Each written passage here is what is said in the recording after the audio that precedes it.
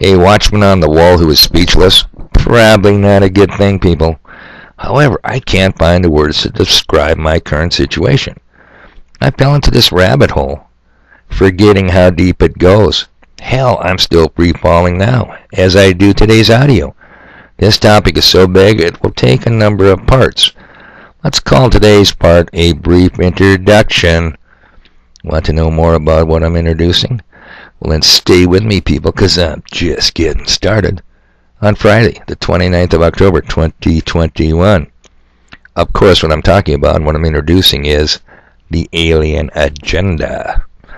Let's start with the fluff before getting into the stuff, the meat of today's audio. Now, I'm going to get complaints about that, but you know what? Too bad, so sad. Your dad. After yesterday's audio uploaded before 5 a.m., don't doubt me, people, for I'm rolling out, getting stuff done while most of you are rolling over. So I got to have one more smoke and a final shot of coffee, cold that got. And I listened to my audio I just made on YouTube to see and catch any mistakes I could correct the next audio. And then it hits me. Son of a bitch. I sure cut a lot of changes I'm going to have to make to be a better watchman, you know. New operating system, learn and use video editing tools, start uploading onto GabTV, censor-free that it is.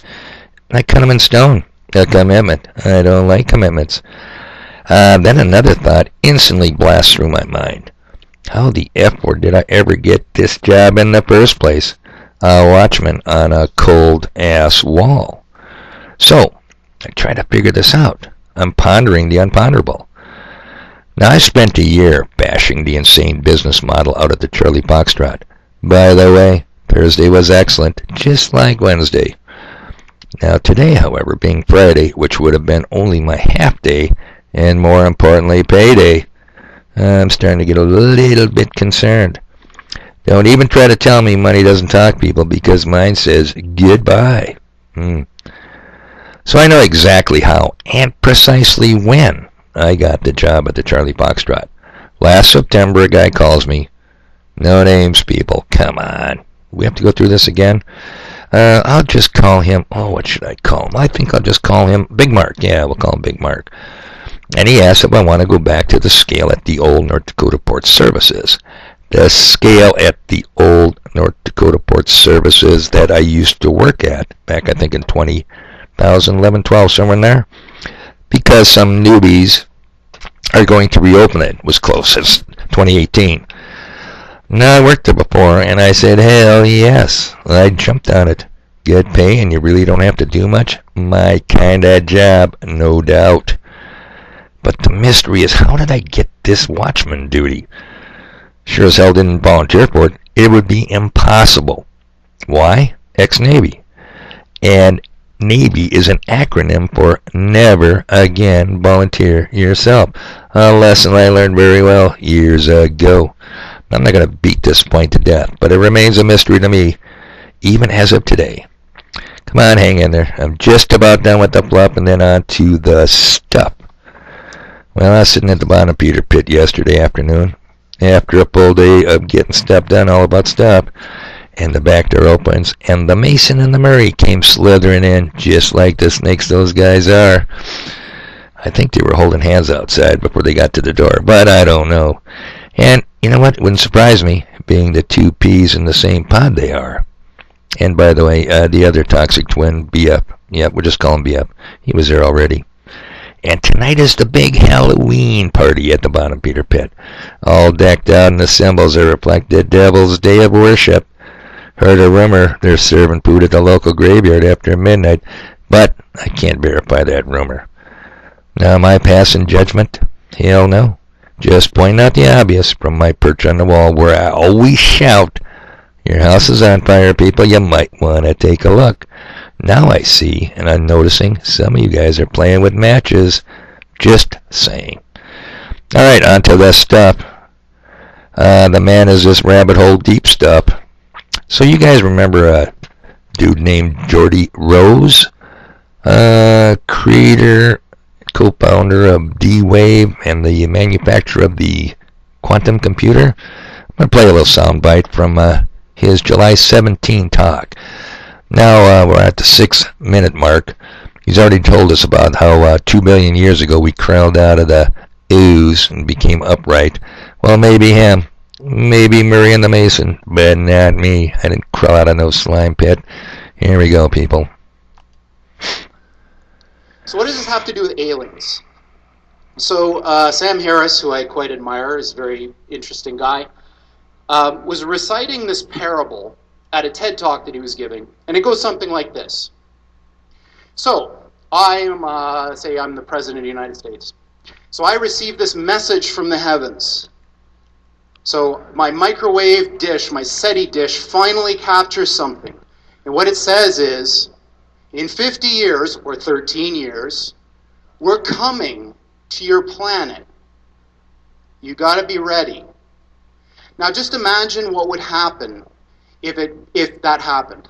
A super intelligent alien race beamed down a message to all of us Earthlings saying, we're coming July 13th, 2030, and boy, you better be ready because the mothership is landing right on the front lawn of the White House or wherever you wanted to land on that day. The amount of resources that would be marshaled to try to figure out what to do would encompass the whole world. AI is just like that. So when this thing that I'm talking about happens, it's going to be exactly the thing that you're thinking about those super intelligent AIs. So the one thing I can tell you is they're not going to be like us. So alien means, different. These things that we're building are not going to be people. They might be really smart, they might be really good at all sorts of different things, but they're not going to be like us. They're going to be aliens. And they're going to be, I'm sorry to say, way smarter than every single person in this room, in ways that we can't even comprehend. So this, of course, triggers a lot of alarm. One of the guys who talks about this is Elon, who says things like this. Okay, so Geordie Rose is up on this, doing a slide presentation. And the things they're building, Geordie, the things you're building, you didn't tell us. You got a lot of help from the dark side building it. People, they have put this in front of your face. Team Evil has disclosed this information to you. They've told you what they're doing. Here's Elon Musk's quote. With artificial intelligence, we are summoning the demon. You know all those stories where there's a guy with this pentagram and the holy water, and he's like, yeah, he's sure he can control the demon. But it doesn't work out, does it? Alright, so, Geordie Rose, summoning the demons. Elon Musk tell you so. I have got a more modern soundbite here from a guy named, he's a researcher, Cyrus Parsa. I'm going to play that for you right here. So let me get my shit squared away. Okay, this will be short. Here we go. However, there are ones that look ghost-like, and I've seen those. Multiple different ones. There's one that looks ghost-like. It's like the color of paper white, and they have black eyes, and they have no body hair, and they're short. And hey, I thought he was describing Mary there for a minute. I guess not. This is one of the 134 different types of aliens. There are other ones. There are very tall ones. They're probably like 7 foot tall, and they're completely white, and they have bald hair, but they shine. There's a glow to them. My technology detected this, so there's like a white aura that's around them, and it glows. But they're sinister, they're not good. No shit, Sherlock. Imagine that, a demon that's not good. People, we are in this stuff deep. Now, you need to add these little bits of information, what I told you in my previous audio, 1966, Minot Air Force Base. Remember that one? Yep. So it's like you're building a puzzle here, piece by piece. I'm trying to feed it to you. Some of you don't want to hear this, but I hope most of you agree that I could have used the Bible, the least read bestseller, to tell you the story from 2,000 years ago with much more and greater detail. Maybe I will in upcoming parts, and I'll give you a warning. 2,000 years ago, people, they were telling you what is now being scheduled for release, the disclosure. Part 2 is coming soon, the alien agenda of the alien agenda. By the way, you're not going to believe this, but this wasn't a hot topic at the bottom feeder pit when I was over there yesterday. Nor was our ever-collapsing supply chain, nor the mandates, nor this list could be long. Can you guess what the hot topics at the bottom feeder pit were yesterday? I'm going to help you out because you're not going to be able to guess. You'd never guess it in a million years. Number 1, Dallas Cowboys play the Minnesota Vikings on Sunday. Wow, was that earth-shaking. Number 2, you can't be a Cowboys and a Vikings fan at the same time. Son of a bitch, they had me on the edge of my seat. Number 3, did you see the 49ers fan watching the game last Sunday in a total downpour, a deluge? Oh man, no I didn't. Damn, I miss all the good stuff.